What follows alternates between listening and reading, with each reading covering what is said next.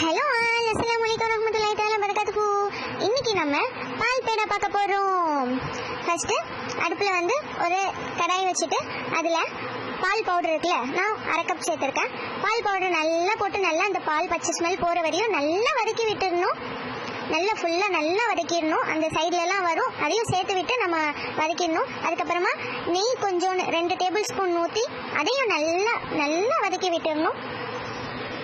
அதுக்கப்புறமா 1/2 டம்ளர் பால் சேர்த்து அதையும் நல்லா வதக்கி விட்டிங்கன்னா இந்த மாதிரி வந்துடும், கொஞ்சம் கெட்டியான மாதிரி வந்துடும். அதில் ஒரு 4 ஸ்பூன் சர்க்கரை, ஏன்னா நார்மலாக பால் பவுடரில் இனிப்பு இருக்கும், ஒரு 4 டேபிள் ஸ்பூன் சர்க்கரை போட்டு நல்லா வதக்கி விட்டுடணும்.